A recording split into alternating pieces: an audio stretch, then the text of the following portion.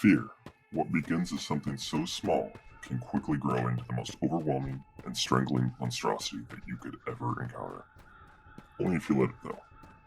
What if I told you that between 1,300 and 1,600 people go missing every day? Admittedly, most cases have dropped shortly after they are filed due to the person being found either dead or alive. However, imagine being in a trafficked adult's shoes for just a moment. The fear growing from not knowing what will happen to you next, the loss of those that were close to you, and the choking feeling from losing all hope. As an adult, being trafficked, it would be hard to see the faint light of hope, but you could probably see it. Now imagine being in the shoes of a child who's abducted on the way to school, while at a supermarket, or even in a remote location with family and friends around. That light probably isn't even a thought. In fact, most will give up on the thought shortly after they adapt to their situation. It's not only depressing to think about, but it really does cause a sense of dread, doesn't it? I'm sure by this point, you're probably feeling something strongly. Anger, disgust, or maybe even sadness.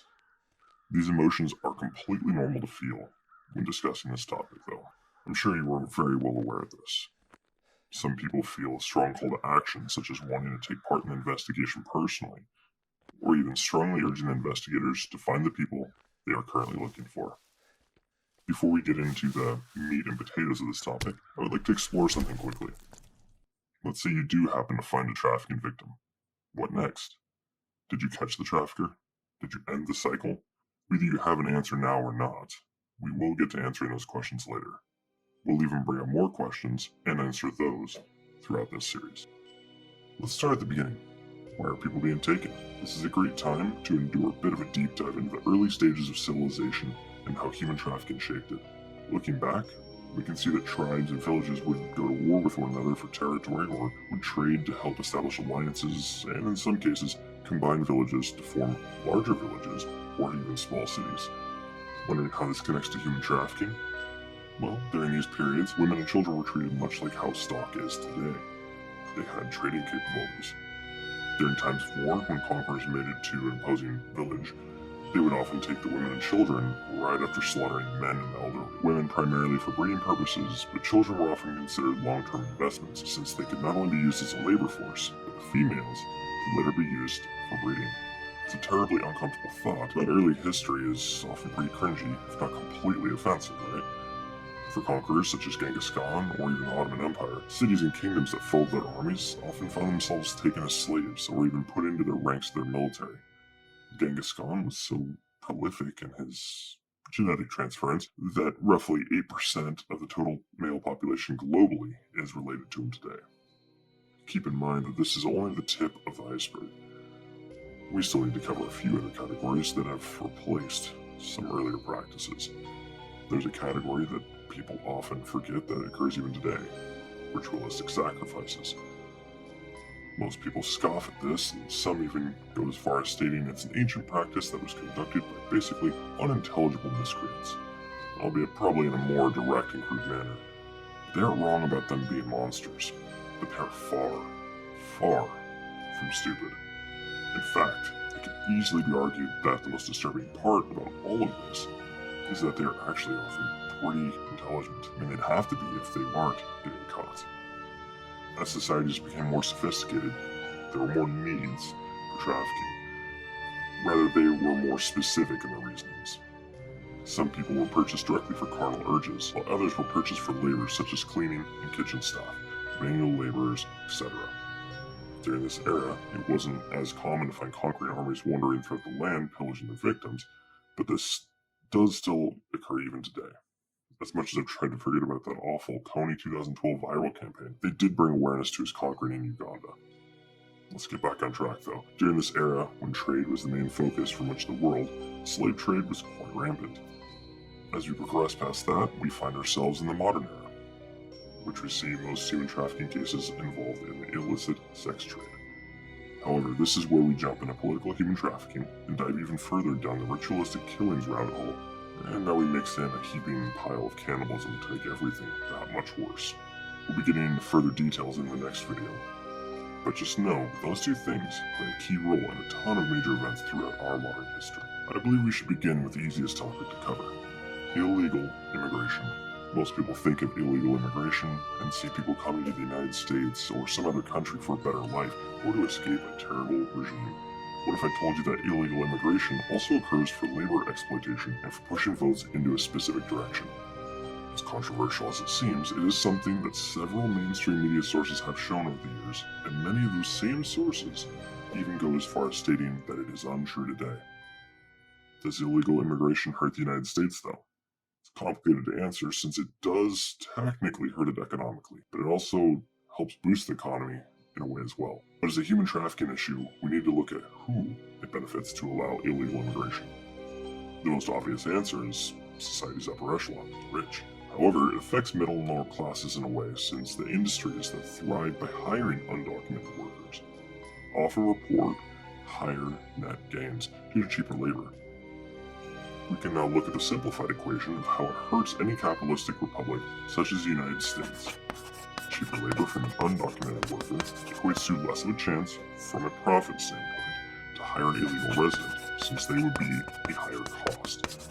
Lower labor cost usually means more hours allowed for an undocumented worker. And higher net gains means more money for the rich. Please remember, this is not a call to arms to go after the rich, since most, if not all, people in the same scenario as those rich folks getting the extra cash, they do the same thing. This side of things should be easy to understand now, but some of you may be wondering how it affects the political side of things at this point, right? Well, that's pretty direct, since the Electoral College is what's counted initially for a presidential candidate to win an election, and the Electoral College earns votes based on each of their corresponding states' census counts, which includes all citizens, non-citizen legal residents, non-citizen long-term visitors, and undocumented immigrants. The majority of the United States uses the winner-take-all system, which means that popular vote wins the Electoral College votes of those states that participate in that system. Keep in mind there's 48 of them that do this. The states that do not participate in that system appoint individual voters to vote for each Electoral College vote that those states are allotted. If illegal immigration affects the Electoral College, then you can imagine how it would greatly affect the popular vote.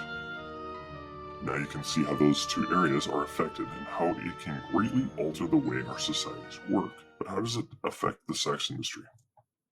As straightforward as the other two equations are, the illicit sex trade, which commonly takes advantage of illegal immigrants, homeless people, and children, is a very different equation as it isn't something that is contained to class. Rather, it is more often compartmentalized to mental states. People that benefit from this fall into two categories: monetary gain or emotional fulfillment. If we break down the monetary gain, we can sometimes see a rich ringleader at the top of the ladder.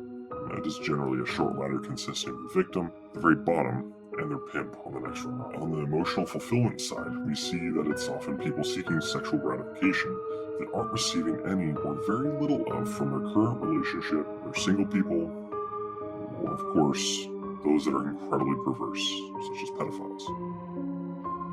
The crazy thing about this equation is that it is often very symbiotic due to term customers.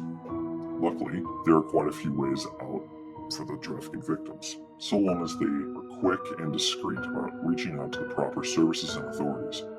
However, many don't come forward due to the emotional destruction that they had to go through. Either they're made to feel like they're all alone, won't be loved again, etc.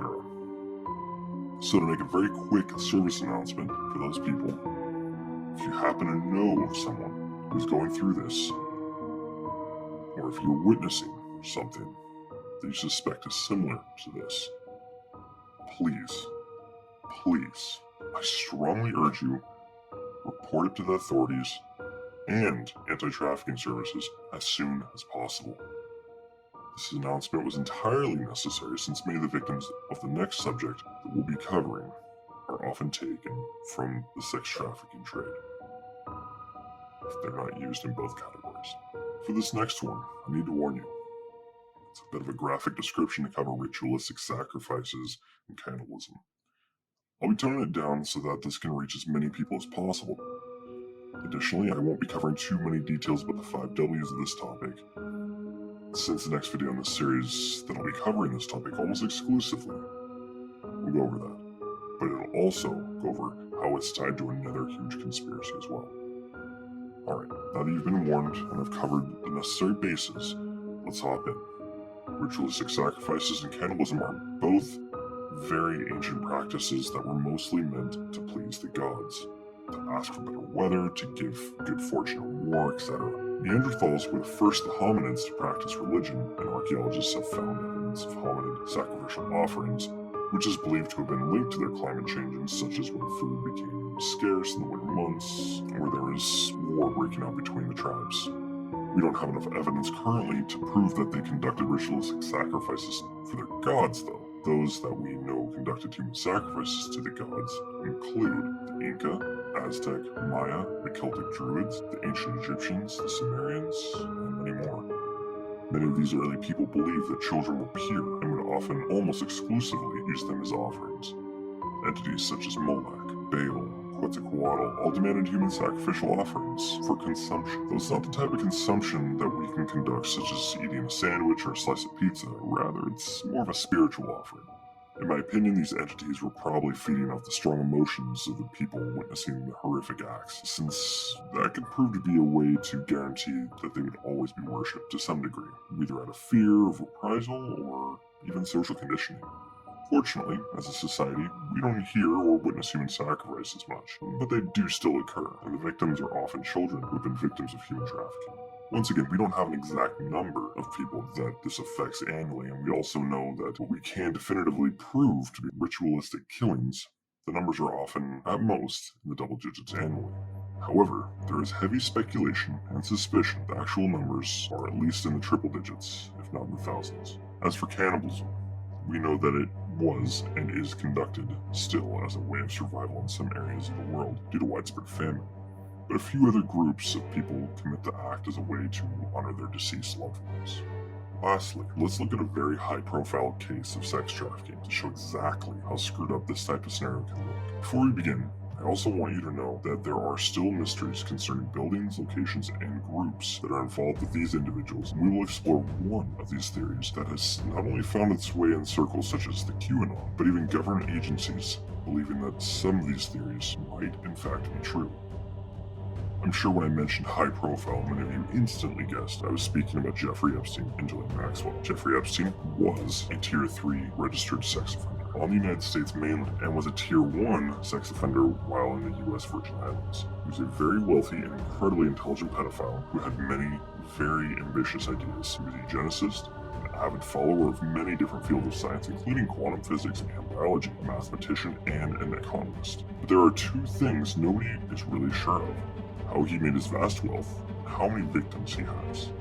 For the point of this case, we don't need to get into too much of the nitty-gritty details about the case, since the part we are focusing on pertains to this part of the story is that he had a recruiter and groomer all in one woman we met in 1991, Ghislaine Maxwell. You may be wondering how she got involved, and to be honest, most of the details at this point are mere speculation, so let's go off what we know.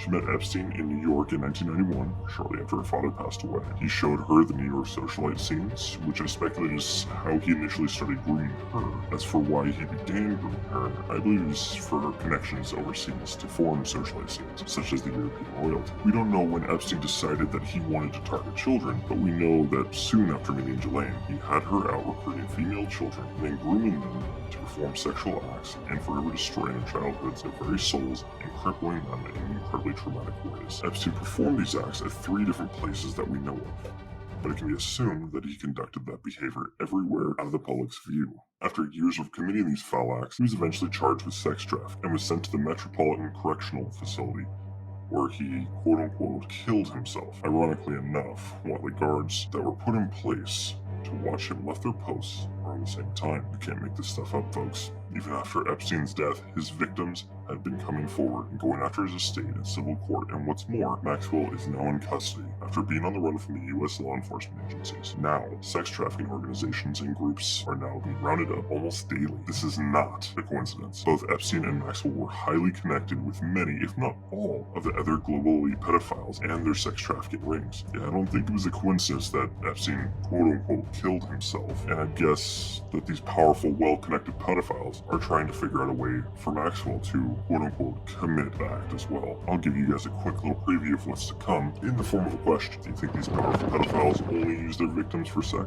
I'll give you a second to think or even quickly Google search whatever you think the answer is.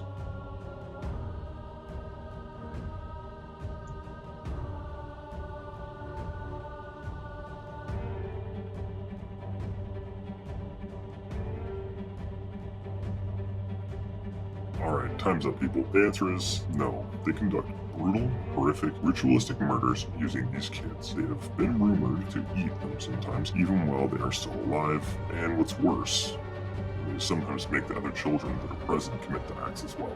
So, what have we learned from all of this? Are these monsters being brought to justice? Of course, some are, but not all. Is there an end in sight? Who really knows, but we can definitely hope that there will be an end to the cruelty, depravity, and evil that these people have brought to all of our communities. However, how much time do we or the next victims have before we become a notch on their belts?